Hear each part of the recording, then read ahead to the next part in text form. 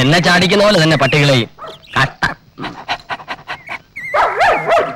നീ ഹിറ്റ്ലറെ നോക്കൂ, ഇവൻ എത്ര പാവമാണ്. ഇവനെ പോലെ നിനക്കും അനുസരണയോടെ നടന്നൂടെ? only 4 biscuits for you. ഒരെണ്ണം എനിക്ക് വന്നിരുന്ന എന്റെ ആരോഗ്യം മെച്ചപ്പെട്ടേനെ.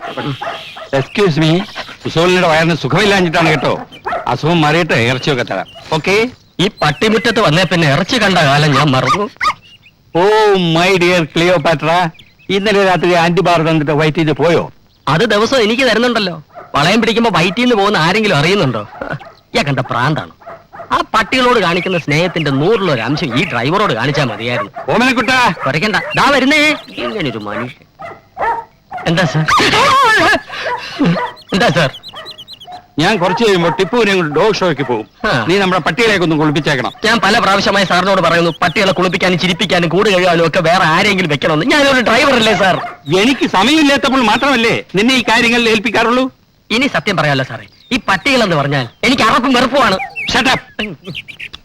നീ വേണേ എന്നെ പുച്ഛിച്ചോളൂ, ഞാൻ ക്ഷമിക്കാം. പക്ഷേ പട്ടികളെ പുച്ഛിക്കരുത്. ലോകത്തെ ഏറ്റവും നന്ദിയുള്ള വർഗമാണ് പട്ടികൾ.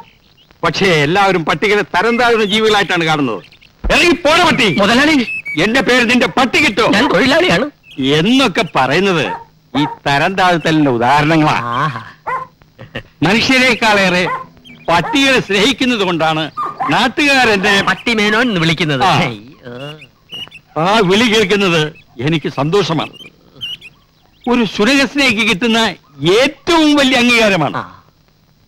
നിനക്കറിയാമോ, എന്റെ ഭാര്യ മരിച്ചിട്ട് പോലും ഞാൻ കരഞ്ഞില്ല.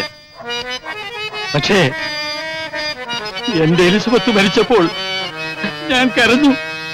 എലിസബത്ത് രാജ്ഞിയോ? അവര് മരിച്ചോ? എപ്പോ? എലിസബത്ത് രാജ്ഞിയല്ലടോ, ഏലം കുളത്തുനിന്ന് വായിച്ച വളർത്തതായി എലിസബത്ത്. ആഹാ, ഇത് ഈ ജന്മം ശരിയാവില്ല. കഷ്ടം. ഒരുത്തനെന്റെ മുഖത്ത് നോക്കി പട്ടി വിളിച്ചാൽ ആ കോംപ്ലിമെന്റ് ഞാൻ ഷേക്ക് ഹാൻഡ് കൊടുക്കും. ഞാനിവിടെ പട്ടിയായിട്ട് ജനിച്ചാൽ മതിയായിരുന്നു. തല്ലിന് പകരം തലോടൽ കിട്ടിയാൽ. ഭാഗ്യമുള്ള പട്ടികൾ, ഭാഗ്യമില്ലാത്ത ഈ ഡ്രൈവർ.